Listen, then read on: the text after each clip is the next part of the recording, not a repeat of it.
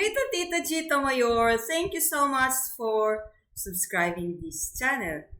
Please don't forget to like, comment, share, and if you are new, click the subscribe so that you will be notified whenever I will upload a new video. In this channel, you will receive wisdom for living. We are now on day 284, the enemy of tradition. And our text is found in Mark 7:8. You have let go of the commands of God and are holding on to the traditions of men. So, sinasabi rito na mas sinusunod pa yung tradition kaysa yung salita ng Diyos. So, napakahalaga na sundin natin kung ano yung sinasabi ng Manual of Life. At bawat isa dapat ay faithful, tapat. Ayan. So, tapat na sinusunod kung ano yung sinasabi ng salita ng Diyos. Okay. So, we have been studying the enemies of potential. The next enemy we face is tradition. Ayan. So, yun yung ating topic. Traditions are powerful enemies of potential because they are full of security. We don't have to think when we do something the way we've always done it. Neither do we receive the incentive to grow and be creative because our new ideas may interfere with the conventional way of doing things. So, may mga bagay-bagay na kinasanayan tayo at ang tawag doon ay tradition. So, yung tradition na yan, yun yung mga bagay na naghahadlang or kaaway minsan para hindi natin mailabas yung ating yung ating potential. So, mahalaga na handa tayo, ibig sabihin open-minded ka sa mga nangyari, lalo na ngayon. So, mabilis yung pagbabago. Grabe na yung technology. So, dapat huwag kang manatili sa tradisyon. Sa traditional. Kagaya niyan yung Nokia dati, di ba? So, ayaw nilang sumabay. So, kontento na sila, ayaw nila ng pagbabago kasi they are in their comfortable zone. Ano nangyari ngayon? So, wala na sa market ang Nokia na kung saan number 1 dati. Nandiyan pa din, pero hindi na siya kagaya ng dati. Dahil hindi sila agad, nag-adapt. So, nanatili sila sa traditional. Kaya mahalaga dati also yung di ba, yung film, yung kailangan mo ipa-develop para makita mo yung picture mo. This time, kahit di mo pa-develop, ay makita mo na kaagad at may save mo na. So, hindi mo na kailangan files. So, yun yung mga changes. So, but traditionally, yung ating pictures ay ginapa-develop pa bago mo makita or tapos lumabas yung di ba, yung pag-picture mo maya-maya ay lalabas tapos pahangin-hanginan mo lang. Ayun. So, those are changes, pero ang mga tao na handa na iwanan yung kanilang tradition ay mas may lalabas ang potential. Pero kapag hindi, yung ba nakasanayan mo na ginagawa, di ba? Kagaya nitong sinabi ng ating binasa kanina na slide, ay bawat isa sa atin, sabi dyan ay we do something the way we're always done it. So, nakasanayan mo na yan, comfortable ka na. Wala pang gumagawa ng mga bagay-bagay na yan. Bakit ko naman yan gagawin? So, ayan, takot tayo sa mga pagbabago. So, parang ayaw mapalitan o ayaw baguhin. Ayaw niya ma-interfere siya sa mga ginagawa niya, sa kanyang mga nakasanayan. Kasi comfortable na siya dyan samantalang kung babaguhin mo yung paraan, then, kailangan mag-adjust. For example, for us, in teaching. So, nakasanayan sa teaching ay lecture. Nung una, di ba, traditional, mag-lecture yung teacher. Tapos, estudyante makikinig. Tapos, sasagot lang sa activities. So, but this time ay binago. Mas binibigyan ng pagkakasaw. The teacher now, especially in the college, is just the facilitator. So, magbibigay ng topic, bibigay ng lesson, pagkatapos pagdating sa klase, hindi na-explain isa-isa. The teacher will just ask and facilitate the learning, what they have studied, what they have understood, what the teacher have given them in their assignments or their advanced study. And the teacher will not just lecture, but there will be different strategies of learning. Kasi old style na, traditional niya yung type ng lecture. Or tinatawag nila ngayon na blended learning, ayun. So, synchronous sa synchronous, yung tinatawag na gano'n. Ibig sabihin sa online, hindi lang yung teacher nagtuturo dun sa loob ng classroom, but meron pang online na kung saan ipopost niya kanyang mga activities. So, dati walang gano'n. Now, if you don't want, those people or those teacher who don't want to adapt to the new style of teaching, ay maiiwan talaga at ayaw na lang magturo kasi ayaw nga iwanan yung kanyang nakasanayan. Ito kasi yung alam ko ito kasi yung nakasanayan. So, ayoko ng pagbabago na yun kasi hindi ako teke. Sinasabi ng karamihan, di ba? Ako, baby boomers, mga ganun. So, hindi daw tekes ang mga baby boomers, so yung mga ganong mindset. But if you are willing to adopt the new things, new strategies, you will be able to release your potential. Pwede mo may labas ang iyong potential kasi nga may pagbabago kang ginagawa. So, napakahalaga na tayo ay handa sa changes. No, do not just remain in your conventional or traditional. Yan. So, the tragedy is that the tradition which probably preserved. So, ito yung tignan natin sa slide na ito. Probably the tradition na alam natin, the tragedy is that the tradition which probably served its purpose well, when I was started, prevents the accomplishment of the purpose for which it was established. When the manufacturing company was small, it made sense to have the receptionist open all the mail and stamp it received because she also served as the secretary for the various departments. So, yun yung sinasabi sa slide na to na kung saan mayroong sinasabing tragedy. Ayan.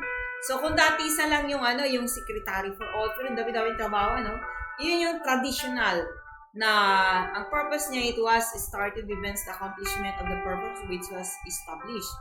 So, ang isang manufacturing company was small. It made sense to have the receptionist open all the mail and stamp it received because she also served as the secretary for the various departments. So, nung maliit pa lang. Pero later on, nung lumaki na, syempre, alisin sa kanya yung trabaho mo yun. So, there are people na bakit inalis yung trabaho sa akin na ganun? Ibig sabihin, na ako? Hindi na ako effective or hindi sila nagtitiwala sa akin. Bakit ayaw nilang pabuksan? Ano yun? Confidential. So, pero hindi yan. Kundi, dahil lumawak na yung company, kailangan mo ng siyempre, magdagdag ng tao para, kasi dami-dami na siyempre hindi na yung makopyan.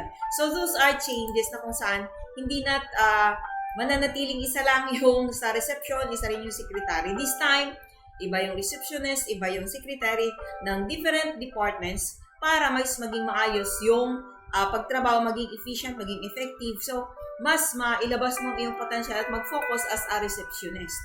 So, dapat hindi ka na nagagalit or may inalis sa'yo na trabaho, pasalamat ka na kung saan kasi lumalawak ang inyong office o ang iyong company. So, there will be changes. Now that the company has grown and its departments has secretaries and clerks within it, the continuation of the tradition is self-defeating. This organization rather than efficiency is the result. So, dahil lumawak na yung sinasabi ko kanina kung dati yung secretaries and clerks within it. But this time is different.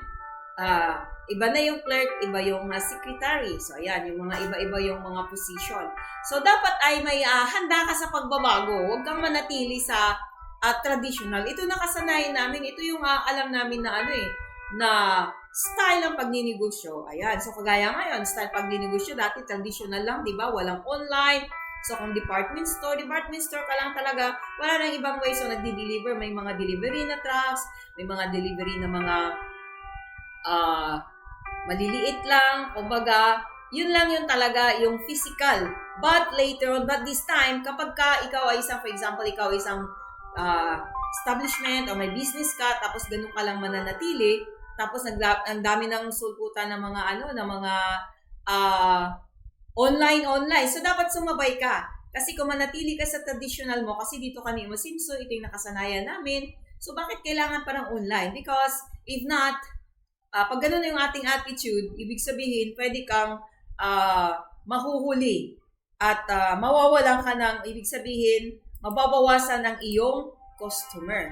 So, we need to be aware of what is happening and the changes that is happening around us so that we will not remain sa traditional, but let's continue na maging open-minded sa mga pagbabago.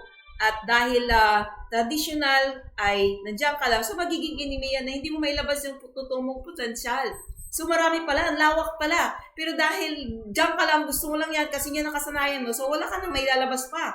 But if you extend, be willing to adapt or to change, nakita mo pagbabago, yung trending, level up, upgrade, mga sinasabing ganun. So pag ganun tayo, may lalabas natin yung ating potential. Kaya napakahalaga na maintindihan natin yung tradition ay isang hadlang para hindi mo mailabas ang iyong potential. Remember, no matter how good the present system is, there is always a better way. Don't be imprisoned by the comfort of the known. Be an explorer, not just a passenger. So, sinasabi rito, be an explorer, not just a passenger. So, don't allow yourself to become trapped by tradition, or you will do and become nothing. Your present level of success will be your highest level of success. And God, who is not trapped within tradition, will find someone else to do what you could have done. So, hindi lang ikaw yung nandito sa mundong ito, hindi ikaw, ang dahilan nandito ka, it is the Creator. So, if you remain in your traditional way at ayaw mong mag-adapt ng mag-upgrade o mag-level up or mag-change para maging maayos, mas efficient, mas effective. Kung ganun ka lang, sabi niya, you don't allow yourself to become if you allow yourself to become trapped by tradition, then you will do and become nothing. So, kaya mahalaga. So, allow yourself to become, not to become trapped by tradition. Hindi mo dapat, don't allow yourself to become trapped by a tradition. Hindi ka dapat natatrap or na nagkaroon ng comfortable dyan. You are comfortable or comfortable zone. Hindi ka manatili dyan. Dapat ay sinasabi ko ulit-ulit mag-upgrade. Kahit si God ay hindi siya natatrap sa tradition because God is a God of variety. Kung saan siya pinanggagalingan ng ideas, God is innovative, God is creative. So, He will always have the new strategies. So, use your imagination, dream big, and find new ways to respond to present situations and responsibilities. Then, you will uncover never-ending possibilities that inspire you to reach for continually higher achievements. So, we are sons of the Creator who created us to be creative. Now, nowhere in Scripture did God repeat an identical act. So, di ba iba-iba pag mabasa natin, may mga ways na, may mga times na kung saan para manalo yung mga Israelites ay yung tinaas ni, yung kay Joshua na kamay, tinulungan ni Aaron at Caleb si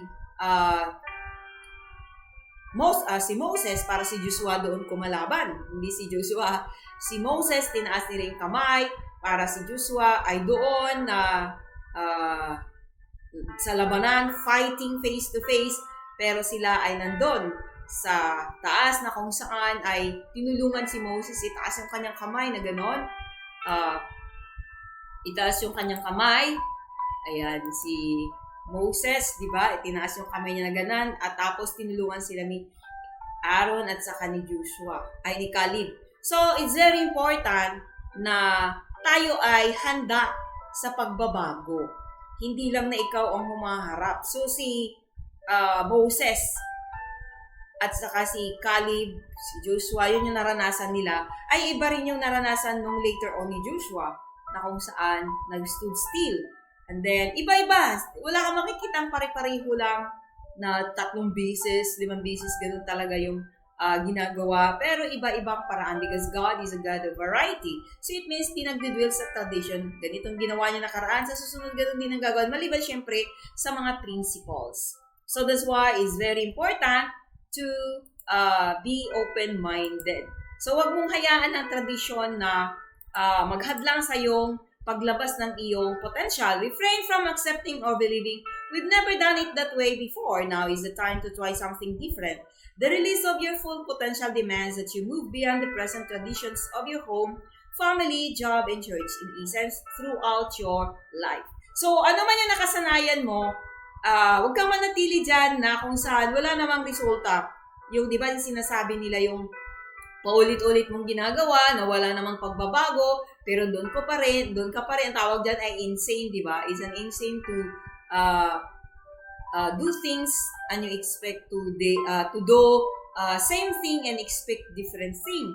So, nakasanayan mo na ito, tapos nag-i-expect ka ng bago, then, ang sabi dyan, ang tawag dyan ay insane. Yun yung quote na yun. Yung lagi natin sinasabi, naririnig. Now, you have to do new things, new strategy, when you want to expect new things. So, dapat bago para mai-release mo ang iyong potential. So, the release of your full potential demands that you move beyond present tradition. Kailangan ay bagong paraan, di ba? Yung paulit-ulit mong ginagawa, tapos nag-i-expect ka ng bago. So, ngayon ang ginawa mong strategy mo ito, pero nag-i-expect ka, ito yung ni-expect mo, tapos sa susunod, sige, ayusin natin, pero yung pa rin na paraan, tapos ni-expect mo na may pagbabago, naku, walang pagbabago yan. So, ang tawag dyan ay insane. Sabi ka, kalukuhan. So, the release of your potential demands that you move beyond the present. So, na traditional na ginagawa, ano bang bagong paraan? Ito sa bahay niyo, sa family mo, sa job mo, or sa church. In any aspect of your life, para kung gusto mo ng pagbabago or gusto mo ng new things, then you change your strategy so that you will be able to release your potentials. So, to maximize your life, you must be willing to release ineffective traditions for new methods. So, ibig sabihin, kapag nakita mong hindi effective yan, walang pagbabago, walang progress, walang development, so, I think you need to change your strategy para mag-expect ka na may bagong, mayroong changes, mayroong new things na mangyayari na expect mo. So, sabi niya rito, use new methods. So, to maximize your life, maximize your potential, release your ineffective traditions for new methods. O, remember ineffective tradition. Kasi may mga tradition na effective siya until this time. So, kagaya ng paggamit ng visual aid. Yan, bago-bago lang yung pabago-bago lang yung style, pero pariho pa din. So, napakahalaga na bawat isa sa atin ay we adapt new things or handa tayo sa pagbabago, but those who are ineffective na tradition natin ay iwanan natin and use new methods. Yun yung sinasabi sa ating slide. To maximize your life, you must be willing to release ineffective traditions for new methods. So, iwanan mo yung ineffective na tradition and use new methods, pero yung effective, pwede mong ituloy-tuloy, i-revise mo, i-upgrade mo lang siya. Now, hindi naman lahat na tradition. So, be flexible. Now, ang tanong ko ito, bawat isa sa atin, dahil alam na natin na kailangan ay hindi tayo manatili sa tradition na effective, use new methods, itong tanong ko, what shall you do in order to maximize your life? Anong gagawin mo para ma-maximize mo ang buhay mo, ang potential mo, based from the lessons that I have discussed in this video. Thanks for watching. God bless.